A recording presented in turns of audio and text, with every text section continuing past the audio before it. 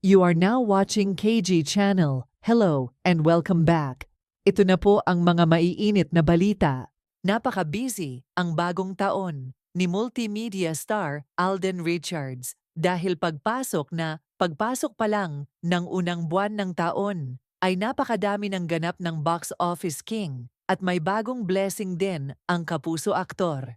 Bukod kasi sa bagong endorsement niya sa Honda Giorno Plus, may mga pictorials din si Alden sa Bench Clothing na kung saan ay endorser sila ni Catherine Bernardo at naglabas ang Bench ng mga nagagandahang mga larawan ni Alden at Catherine. Dumalo din si Alden Richards sa katatapos na TernoCon 2025 Final Competition and Cultural Show.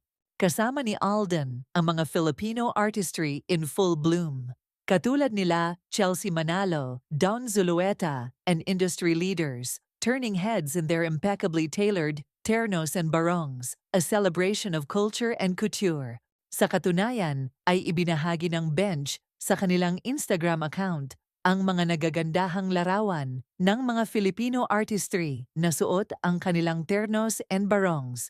As we wrap up a remarkable night, the TernoCon 2025 Final Competition and Cultural Show proved once again that Filipino fashion is as timeless as it is beautiful. From show-stopping designs to stunning performances, every moment showcased the skill, creativity, and heart of our Filipino designers. Each Terno on display told a story of heritage, innovation, and pride, celebrating our rich cultural legacy with every stitch. Thank you to everyone who made tonight a true celebration of Filipino artistry. Mabuhay ang kasuotang Pilipino. Mabuhay ang terno, as captioned. Makikita nga sa mga larawan ni Alden na bagay sa kanya ang kasuotang barong. Naiisip tuloy ng mga fans na kung ikakasal si Alden at nagsuot ito ng barong, ay napakagwapong groom ni Alden kung sakali dahil lumutang lalo ang kakisigan at kagwapuhan sa kasuotang Pilipino. Samantala, marami ang umasa na magkikita ang Katden sa katatapos lamang na ikapitong Gawad La Salianeta Awards held at De La Salle Araneta University on 27th of January. Dahil si Alden Richards ay nakatanggap ng double victory, winning Most Outstanding Film Actor for his role as Ethan in Hello Love Again, and he also accepted the award for Most Outstanding Filipino Film for the movie. See box office, Queen Catherine Bernardo also emerged as a big winner, claiming the Most Influential Celebrity and Most Outstanding Film Actress awards. Hello Love Again also won the Most Outstanding Filipino Film. Nakita ang presensya ni Alden sa event at pinasalamatan ang lahat ng sumusuporta sa kanya at nabanggit din niya si Catherine sa kanyang speech.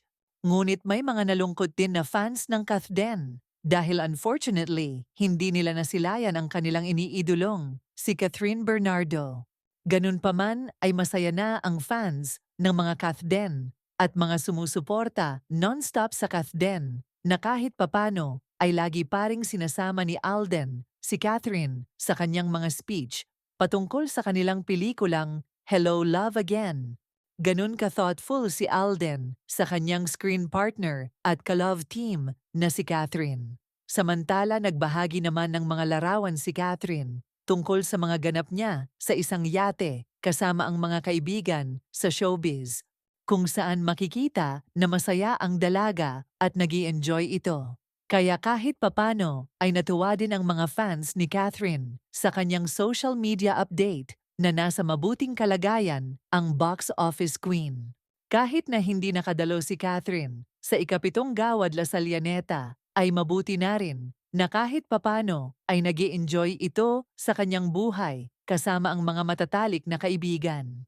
Deserve naman daw ito ng kapamilya actress dahil wala din tigil sa pagtatrabaho si Catherine at sa kanyang busy schedule kagaya ni Alden.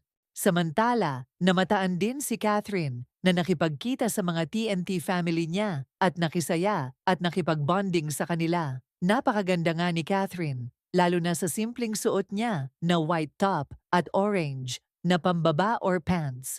Makikita sa mukha at aura niya na ang saya-saya niya ngayon at napaka-blooming. Ang simple lang ng suot, pero ang lakas ng dating ni Catherine, very light but radiant and still stunning.